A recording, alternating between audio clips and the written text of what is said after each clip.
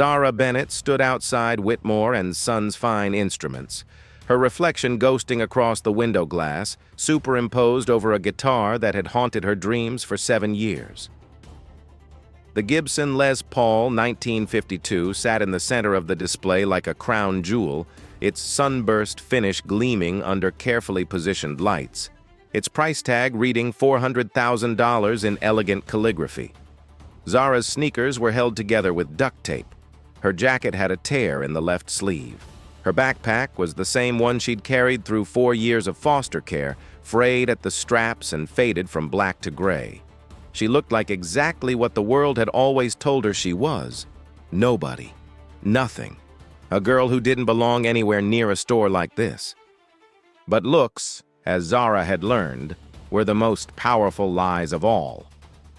She pushed open the door and stepped inside, carrying 70 years of secrets in her pocket and a debt that was finally coming due. The bell above the door chimed with the delicate sound of old money. The interior of Whitmore and Sons smelled like leather, lemon polish, and the particular mustiness of instruments that had outlived their original owners.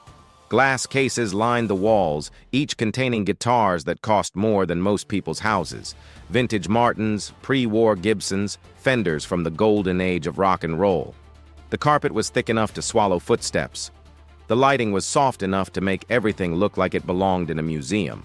And standing behind the counter, watching Zara with the expression of a man who had just discovered something unpleasant on the bottom of his shoe, was Gerald Whitmore III. Gerald was 62 years old, silver-haired, impeccably dressed in a 3-piece suit that probably cost more than Zara's entire wardrobe combined. His family had owned this store for 3 generations, catering to collectors, celebrities, and the kind of wealthy enthusiasts who thought nothing of dropping 6 figures on a piece of musical history. The Whitmore name was legendary in the vintage guitar world, synonymous with authenticity, quality, and unimpeachable provenance. Gerald had inherited not just the store, but the reputation, and he guarded both with the ferocity of a dragon protecting its hoard. He looked at Zara now with a mixture of confusion and barely concealed contempt, as if trying to figure out how she had wandered so far from wherever she actually belonged. "Can I help you?" The words were polite. The tone was not. Gerald's eyes had already completed their assessment. Young black woman, early 20s, clothes that screamed poverty, no jewelry, no designer bag, no visible signs of the wealth required to be a legitimate customer. He had already categorized her, filed her away, dismissed her. Zara had seen that look 1,000 times in her life. She had learned to use it. "I'm looking at the Gibson in the window," she said, keeping her voice neutral, unremarkable. "The 52 Les Paul." Gerald's eyebrows rose slightly. "That particular instrument is $400,000. He said it the way someone might say, "The sun rises in the east," a simple fact of nature, immutable and obvious. It's one of only 17 in that condition worldwide. We have serious inquiries from collectors in Tokyo, London, and Dubai. The implication was clear. You are not a serious inquiry. Zara didn't flinch. She had spent 7 years preparing for this moment. 7 years of research and planning and waiting. 7 years of learning to control every micro-expression, every tell, every flicker of emotion that might give her away. She was 21 years old, and she had been playing the long game since she was 14, since the day she discovered the truth about her family, her history, and the theft that had shaped her entire life. "I'd like to see it," she said calmly. "The Gibson. I'd like to examine it up close." Gerald's polite mask slipped slightly, revealing the irritation beneath. "I'm afraid that's not possible. We don't allow handling of instruments in that price range without proof of serious purchasing intent." He paused, letting his eyes travel once more over her worn clothes, her frayed backpack, her taped-together shoes. "Perhaps you'd be more comfortable at Guitar Center. They have a location about 3 miles east of here. Much more Accessible price points. The insult landed exactly where Gerald had intended it. Zara absorbed it, cataloged it, filed it away with all the other insults she had collected over the years. She had been called worse things by worse people. She had slept in cars, eaten from dumpsters, worked 3 jobs while finishing high school because the foster system had spit her out at 18 with nothing but a garbage bag full of clothes and a social security card. She had clawed her way into community college, then a state university, then, through a combination of scholarships, loans, and sheer stubborn refusal to quit, a law degree that she would complete in 6 months. Gerald Whitmore thought he was looking at a poor black girl who had wandered into the wrong store. He had no idea he was looking at his own destruction.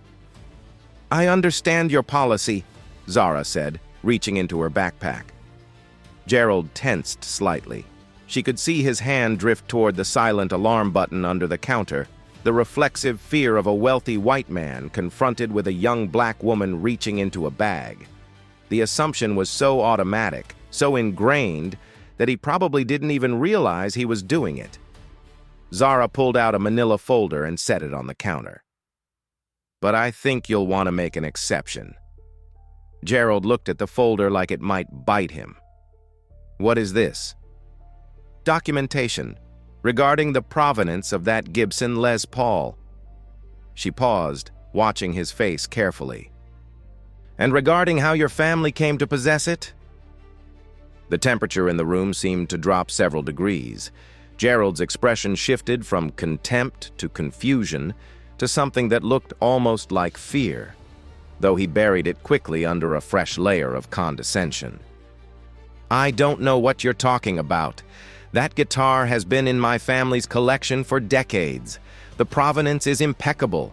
It was purchased legally from the estate of Robert Lightning Bennett," Zara interrupted quietly. "Blues musician. Died in 1968. Your grandfather, Henry Whitmore, was his manager." She watched Gerald's face go pale. "The official story is that Lightning Bennett sold all his possessions before his death to pay off debts. Your grandfather acquired the guitar, along with several other items, through that sale." She leaned forward slightly. "That story is a lie." Gerald's hand was definitely on the alarm button now. "I'm going to have to ask you to leave. If you're trying to run some kind of scam—" "I'm not running anything," Zara said. "I'm Robert Bennett's great-granddaughter, and I'm here to collect what your family stole from mine." The words hung in the air between them. Gerald stared at her, his face cycling through emotions, shock, denial, anger, fear, before settling on something that looked like calculation. He was trying to figure out her angle, trying to assess the threat, trying to determine whether she was a con artist looking for a payout or something more dangerous. Zara let him look. She had nothing to hide. Everything she was about to do was completely, meticulously, ruthlessly legal. The story of Robert Lightning Bennett was a familiar tragedy in the history of American music, a cautionary tale about exploitation and theft that had been repeated so many times it had become almost cliché. Lightning Bennett was born in 1925 in rural Mississippi, the son of sharecroppers, a musical prodigy who could make a guitar weep and sing and scream in ways that seemed almost supernatural. By the time he was 20, he was playing juke joints across the Delta. By 25, he had developed a style that would influence generations of musicians, a fusion of Delta blues, gospel, and something entirely his own, a sound that critics would later describe as the voice of a people crying out for justice. He should have been a legend.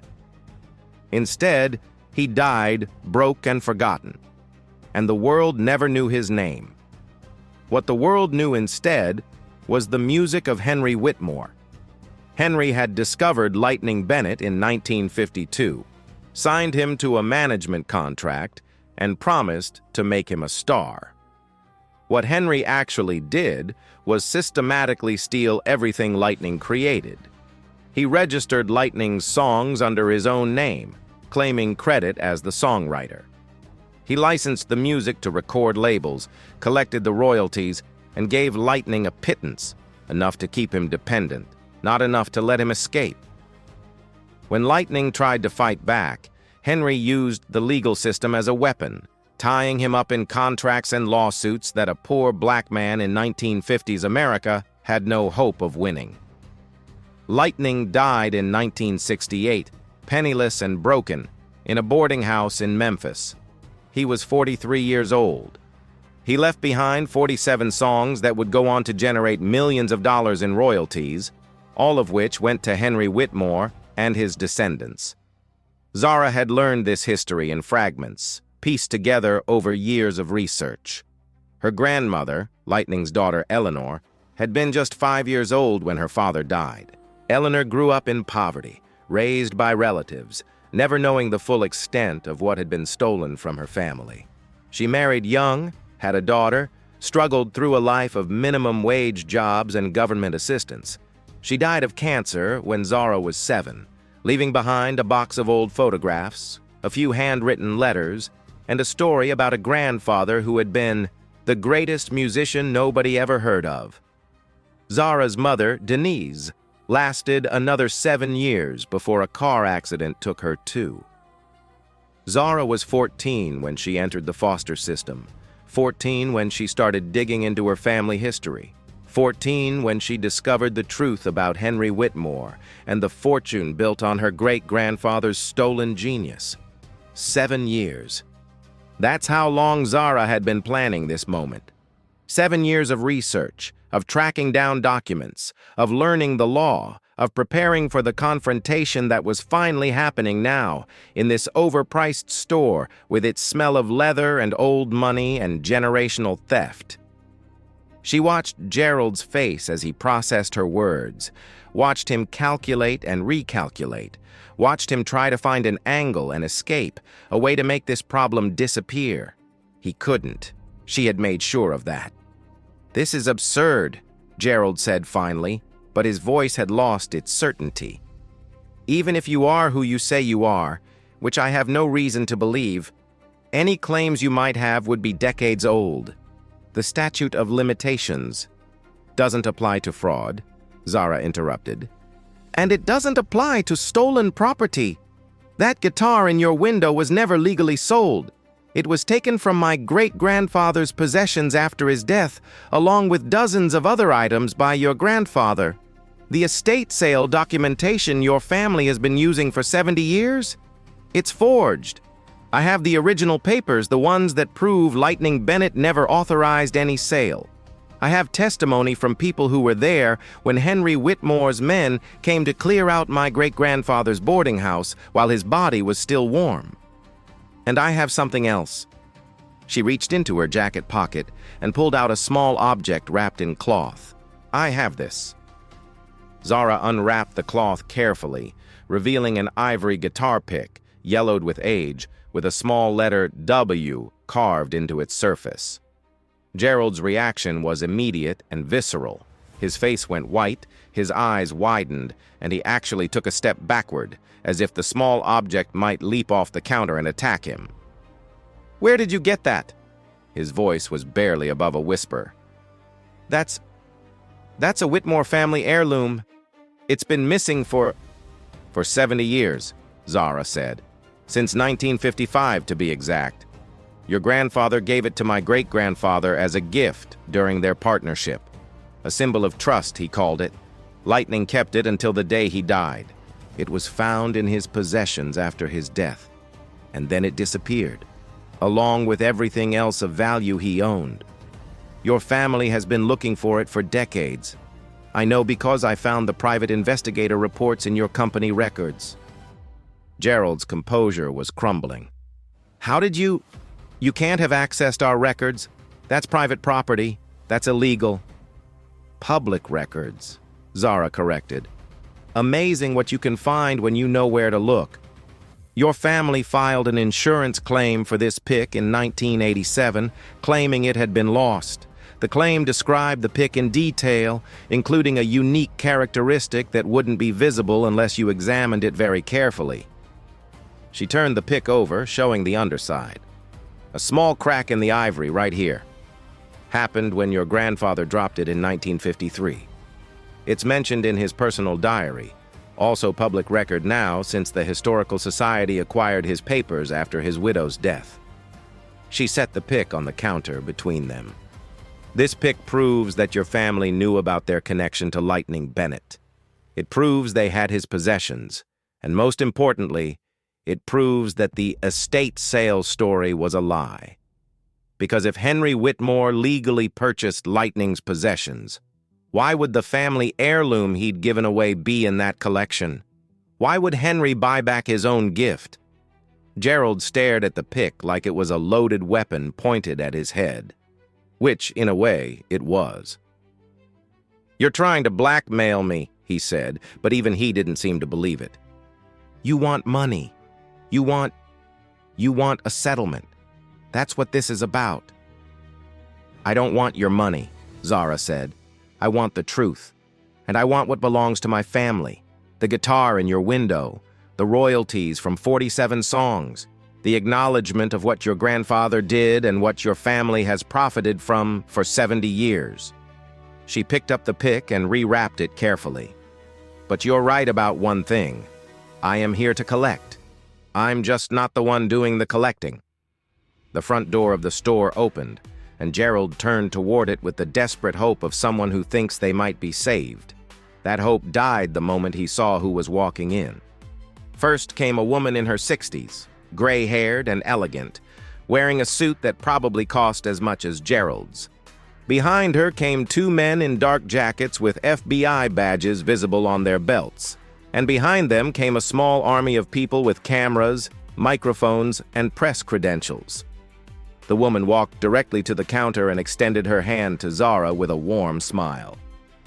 "Ms. Bennett, I'm Victoria Chen from the Smithsonian's National Museum of African American History and Culture. It's an honor to finally meet you in person." Gerald looked like he might actually faint. "The Smithsonian? What is the Smithsonian doing here? What is the FBI doing here? This is harassment. This is trespassing. I'm calling my lawyers." "Please do," said one of the FBI agents, a middle-aged black man with a calm, almost friendly expression. "We'll need to speak with them anyway. We're executing a search warrant for these premises, Mr. Whitmore. We have reason to believe that multiple items in your inventory are stolen property, and that your family has been engaged in a decades-long conspiracy to conceal the theft of intellectual property from African American musicians." The next hour was chaos. FBI agents spread through the store, cataloging instruments, photographing documents, seizing records. Gerald sputtered and threatened and demanded to speak to someone in charge, but no one was listening.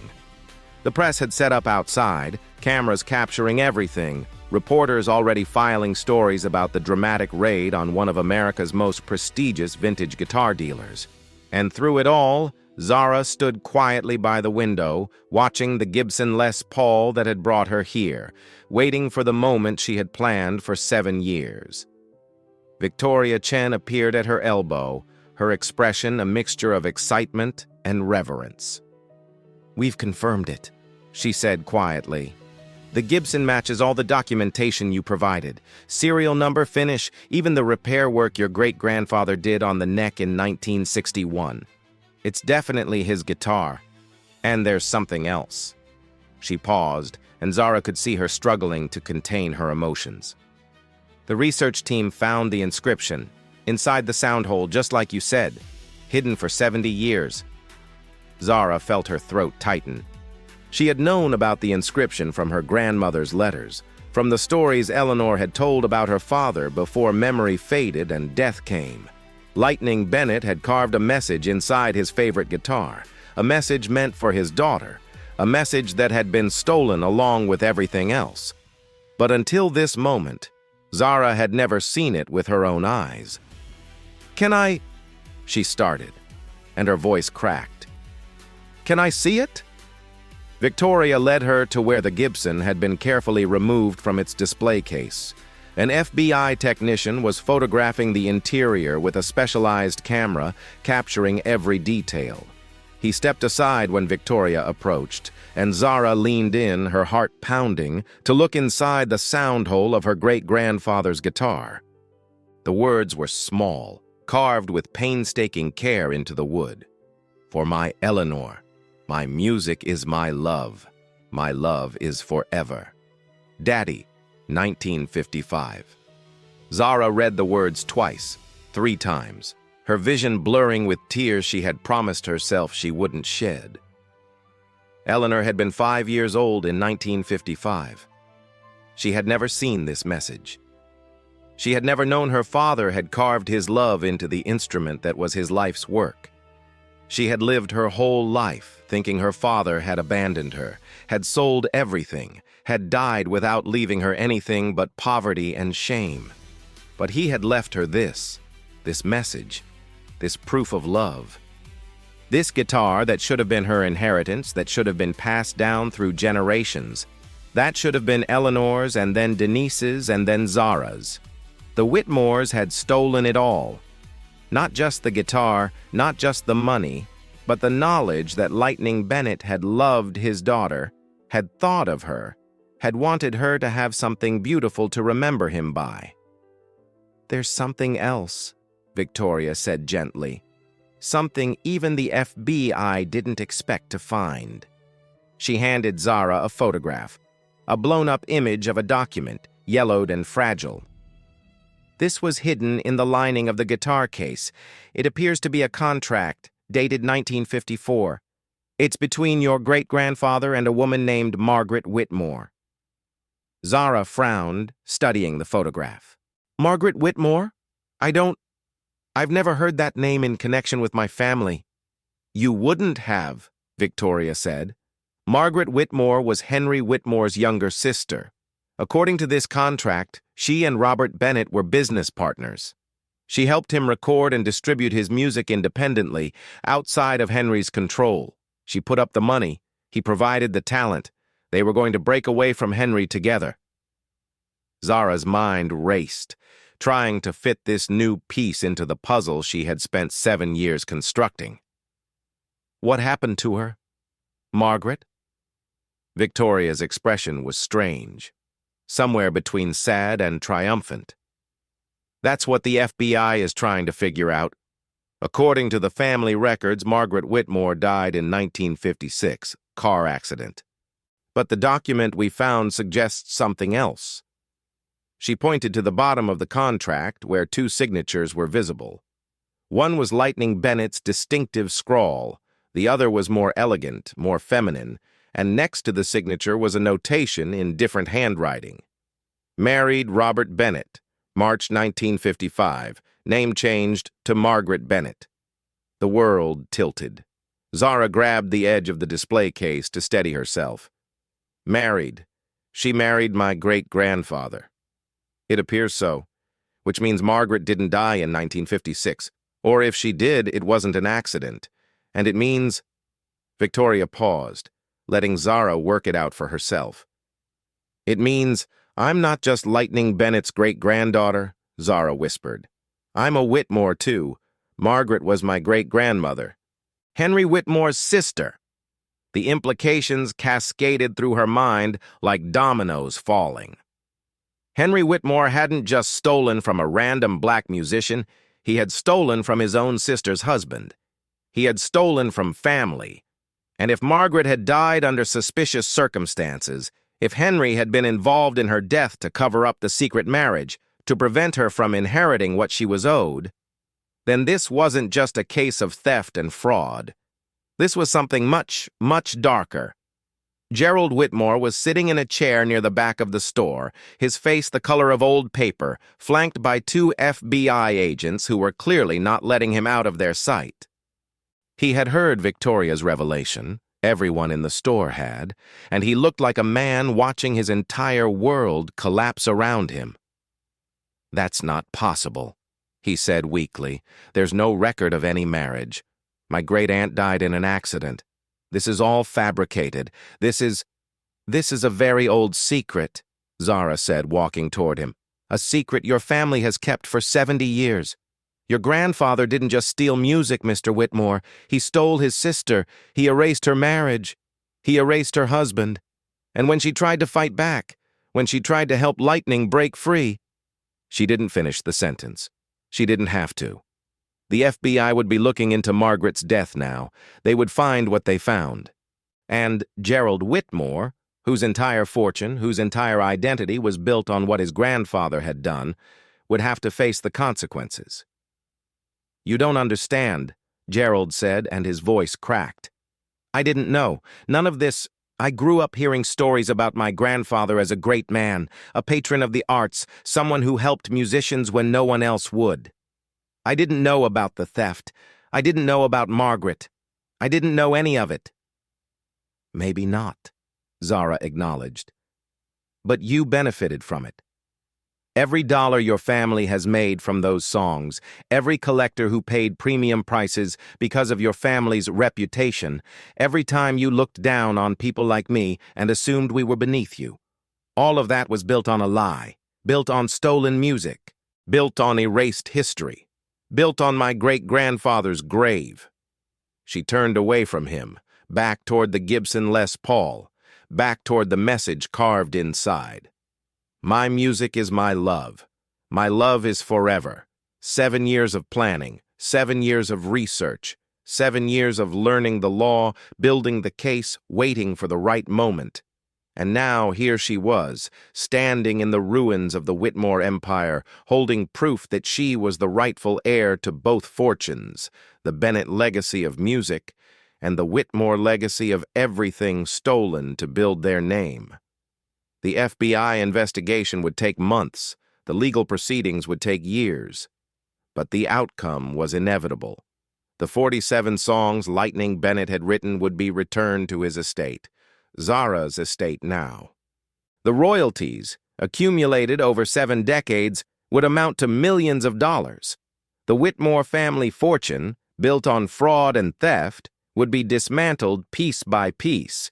The name that had meant prestige and authenticity for 3 generations would become synonymous with exploitation and crime. And somewhere in the middle of all of it, a guitar would finally go home. 3 weeks later, Zara stood in the lobby of the National Museum of African American History and Culture, surrounded by reporters and cameras and people who wanted to shake her hand. The Gibson Les Paul. 1952 was displayed in a specially designed case, illuminated from all angles, with a plaque that told the true story of Robert Lightning Bennett, the man who should have been a legend, whose music was stolen along with his legacy, whose great-granddaughter had spent 7 years fighting to bring him home. The inscription inside the guitar had been photographed and enlarged, displayed beside the instrument. "For my Eleanor, my music is my love. My love is forever. Daddy, 1955. Victoria Chen stood beside Zara, both of them looking at the guitar that had sparked everything. "We've found more," Victoria said quietly. "Margaret Bennett's papers were hidden in a safe deposit box in Mississippi. She kept everything: letters, contracts, recordings. Your great-grandfather made over 100 recordings that were never released. We're working with the Smithsonian's audio preservation team to restore them." Zara nodded, not trusting herself to speak. 100 recordings, 100 songs the world had never heard. Lightning Bennett's voice, preserved for 70 years in a safe deposit box by the woman who had loved him enough to risk everything, and who had paid for that love with her life. The FBI had confirmed what the documents suggested. Margaret Whitmore Bennett had not died in a car accident in 1956. She had been murdered, her body disposed of, the death staged to look accidental.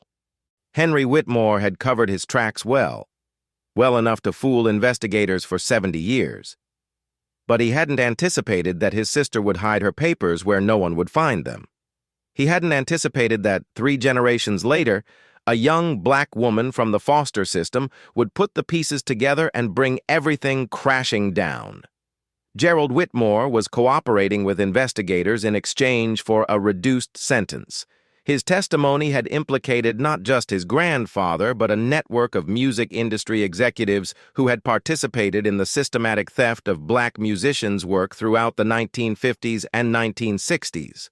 The investigation had expanded beyond the Whitmore family to encompass record labels, publishing companies, and estates that had profited from stolen songs for decades. It was, as one journalist put it, a reckoning 70 years in the making. The ivory pick, the small object that had started everything, the Whitmore family heirloom that had actually been a gift from Henry to Lightning, then stolen back after Lightning's death, now sat in a separate display case beside the guitar. The card beneath it explained its significance, a symbol of broken trust, of promises made and betrayed, of a friendship corrupted by greed. And on the back of the pick, invisible unless you knew where to look, were two sets of initials carved side by side, H.W. and R.B. Henry and Robert, before the betrayal, before the theft. When they were still friends, still partners, still two young men who loved music and thought that love was enough. "What will you do now?" Victoria asked. "The settlement is going to be substantial. The royalties alone." "I'm finishing law school," Zara said. "Then I'm going to do what I've been preparing to do for 7 years. I'm going to find every other Lightning Bennett out there, every black artist whose work was stolen, whose credit was erased, whose legacy was buried, and I'm going to fight for them the way I fought for my great-grandfather." She reached out and touched the glass of the display case, her fingers resting just above the guitar that had haunted her dreams for so long. "My grandmother never knew her father loved her. She grew up thinking he abandoned her, sold everything, died alone and broken. She never saw this inscription. She never knew he carved his heart into this guitar for her." Zara's voice was steady, but tears were running down her cheeks. "My mother never knew either. She died thinking she came from nothing, from nobody. 3 generations of women who thought they were worthless because a white man stole everything and told the world our family didn't matter." She turned to face the cameras, the reporters, the crowd that had gathered to witness this moment. "I'm standing here today because my great-grandfather refused to be erased. He hid his love in the only place he knew it would be safe, inside his music. And 70 years later, that love brought me home." She smiled, and in that smile was everything. The grief and the triumph, the rage and the healing, the 7 years of fighting and the lifetime of recovery that still lay ahead. They thought they could steal our history. They thought if they took the music, took the money, took the credit, we would disappear. They thought a black girl from the foster system could never afford to fight back. Her voice rose, carrying across the lobby, amplified by microphones and camera phones and the hushed attention of everyone present. They were wrong. We're still here. Our music is still here. Our love is still here. And no matter how many times they try to bury us, we will always, always rise. The Gibson Les Paul gleamed under the lights, its sunburst finish catching every color of the rainbow. Inside its body, carved where only the devoted would think to look, Lightning Bennett's words waited for the daughter who had never seen them. "My music is my love. My love is forever." 3 generations later, it finally was. 2 years after the museum unveiling, Zara graduated from law school at the top of her class. She was immediately recruited by a dozen prestigious firms, offered starting salaries that would have seemed like fantasy money to the foster kid she had been. She turned them all down. Instead, she used a portion of the settlement money to start the Lightning Bennett Foundation, a non-profit organization dedicated to investigating historical theft of black artists' intellectual property and pursuing restitution for their descendants. In its first 3 years of operation, the foundation successfully recovered rights and royalties for the estates of 23 musicians whose work had been stolen during the Jim Crow era. The total amount recovered exceeded $40 million, money that went to families who had spent generations in poverty while others profited from their ancestors' genius. The foundation also created the Margaret Bennett Fellowship, providing full scholarships to law students from underrepresented backgrounds who wanted to pursue careers in intellectual property and civil rights law. Gerald Whitmore served 18 months in federal prison for his role in concealing evidence of his family's crimes. Upon his release, he gave a single interview in which he expressed remorse for what his grandfather had done and announced that he was donating the remainder of his family's fortune to music education programs in underserved communities. "I can't undo the past," he said, "but I can try to make sure the future is different." Zara watched the interview from her office in Washington, D.C., surrounded by case files and legal briefs and the collected evidence of 100 years of stolen music. She didn't know if Gerald's remorse was genuine or performative. She wasn't sure it mattered. What mattered was that the truth was out, the debts were being paid, and the silence that had protected thieves for generations had finally been broken. On the 5th anniversary of the museum unveiling, Zara returned to the Smithsonian for a special ceremony. The museum had expanded its exhibit on stolen music to include the newly restored recordings of Lightning Bennett, over 100 songs, finally heard by the world, finally attributed to their rightful creator. Critics called the recordings a revelation and a missing chapter in the history of American music. One reviewer wrote, "Listening to Lightning Bennett is like hearing the birth of rock and roll, the soul of the blues, the heartbeat of a nation that tried to silence him. He was stolen from us. Now, at last, he has been returned." Zara stood before the guitar in its display case, looking at the inscription she now knew by heart. Around her, the museum hummed with visitors, families, students, tourists, music lovers from around the world who had come to hear the voice of a man silenced for 70 years. Eleanor's message had finally been delivered. The music was playing. The love was forever. She reached into her pocket and pulled out the ivory pick, returned to her after the FBI investigation, a gift from the museum in recognition of her work. She didn't play guitar herself. She had never learned, but she carried the pick everywhere, a reminder of what she had fought for and what she had won.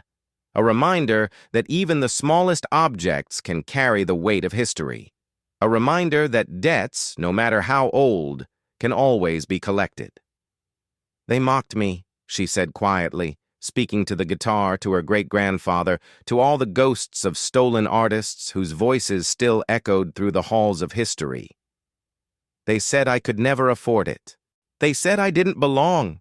She smiled, and the smile held 7 years of struggle, 21 years of survival, and 70 years of justice finally served. They had no idea what I was carrying. They had no idea what I could afford, and they had no idea. She touched the glass one more time, feeling the cool surface beneath her fingertips, seeing her own reflection superimposed over the guitar that had brought her here. That some debts aren't paid in money. Some debts are paid in truth, and the truth, Mr. Whitmore, is something your family could never afford. She turned and walked away, past the crowds and the cameras and the music playing softly from speakers throughout the museum.